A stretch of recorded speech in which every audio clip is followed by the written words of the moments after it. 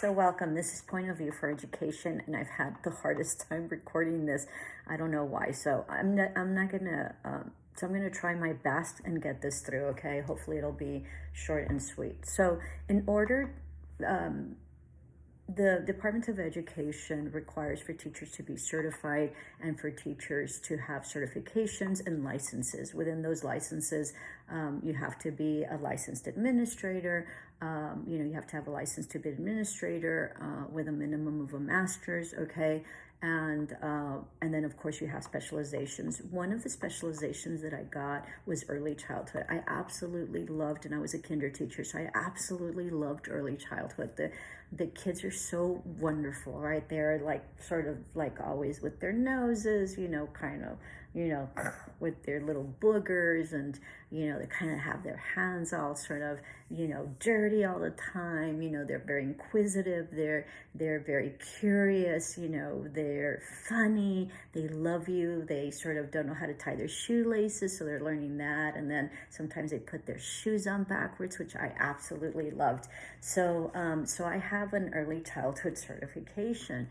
And so I'm an expert to some degree in early childhood, or I was back then. And so what was very interesting with that is that the disparities in in the child's social economic status is huge, huge, huge, huge. Okay, so it's basically double. So what that means is that, and I went back to, get the data because, I haven't been in early childhood for a long time. But what I remember back then reading, and what I knew, right, the knowledge and the expertise, was that basically a low income child from a middle class or higher up class of social economic status, which is how the PhDs do their research, was like double in terms of the vocabulary that they knew. Okay, so what happens is that if you get a child from a low social economic status, when they go into about kindergarten, they know around 10,000 words, okay, that they can sort of identify and everything. The middle class is 20,000 and upper class is 30. So it jumps about 10, it doubles up, it jumps about 10,000. But then there was another research that I found, and that was by Betty Hart and Todd Risley in 1995 research. And so what they found was absolutely incredible. And they found that there was such a gap in the words that children had heard by the time they were 3 and 4 and going into kindergarten, right? That was astronomical. So the gap between a low social economic student, so that means that their parents are struggling financially, they come from a low economic status, and socially as well. So they have less ability and they have less access to more words and more vocabulary, just because of where they sort of were born, or the challenges or disparities that their parents have lived or are, or maybe they weren't all that educated or whatever, is 30 million, okay, words. So a child that goes in by that is age 3 to 4 or goes into kindergarten, okay, has a total, if they're middle class and higher class, if they're higher class, then it's much higher, okay, they have heard at least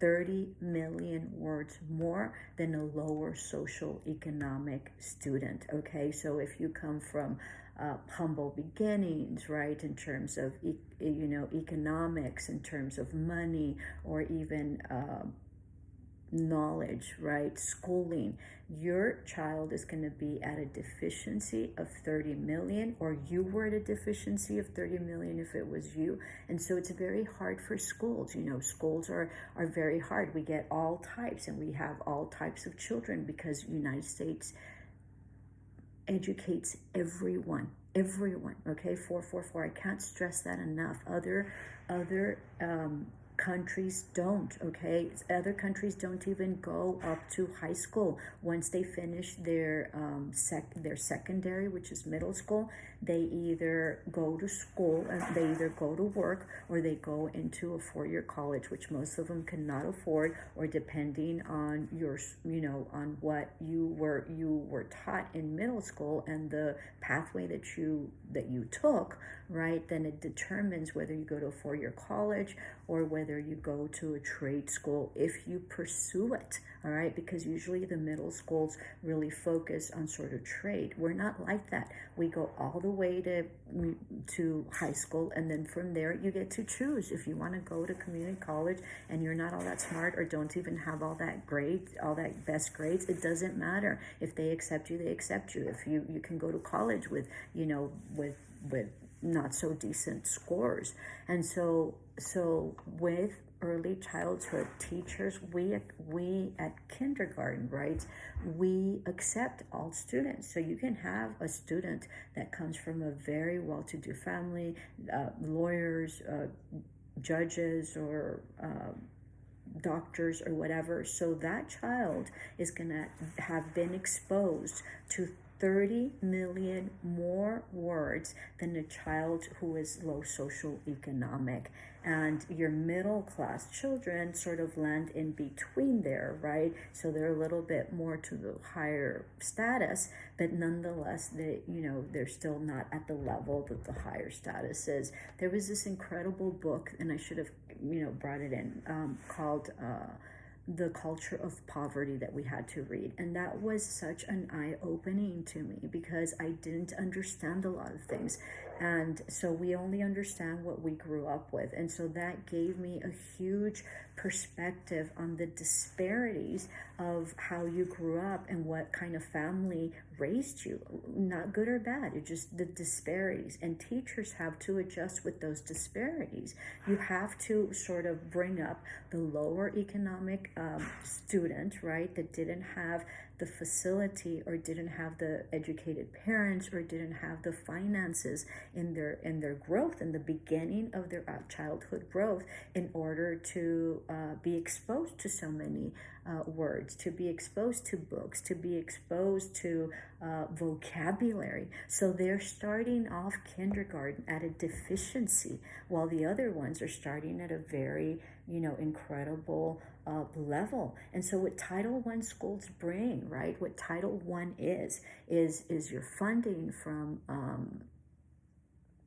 the federal government to support those children, to be able to sort of get them, and sort of speed up the process and the accessibility of the challenges that they've had because of the environment and their economic status.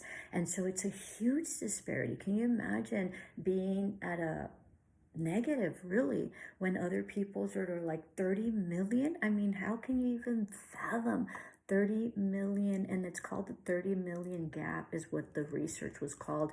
That we've known it for a while. As an educator in early childhood, I knew that the disparity was huge in terms of the words that the children knew and could identify once they came into kindergarten. And teachers in under the Department of Education are supposed to be able to bring up those children up to par with the discrepancy and with the challenges and the gap of that enormous gap. And they are supposed to be able to perform at the level that middle class and higher class can perform. It's huge. You're talking about possibly 4 years of deficiency compared to the other ones that had that support at home. And so there's a lot of moving parts that go into this, but nonetheless, we educate everybody and we try as best as we can to really have growth in whatever area, we're teaching, math, reading, whatever, and we need to show growth. And so it's very complicated, and it's very hard, and it's not that easy. And so what the federal government does is that it helps you to be able to sort of bring in some sort of leveling the playing field, and all And so I think I'll leave it at that. Okay, so very, very interesting on the disparities of vocabulary. It's always been known in education. It's always been very hard. Teachers that work in Title I schools really do it because they love it, because they love the kids, because they want to make a difference. Okay, I don't think teachers get enough credit about the sacrifices that they do. And a lot of people think that we're in it for the 3 months. We work the 3 months. And if you're an educator, you don't get any time off. And if you're, just a snippet, most of any type of events or whatever that my own children had, I never really went to it because I had such huge responsibility for my home school. So anyway, I'm not regretful of that in any way, but there's huge soul that goes into teaching, okay? And I think that people don't understand it, and I think it's very easy to be critical, but there's a lot of moving parts that go into teaching different students because everyone is different, and it's precisely the differences that make us great. Love and light.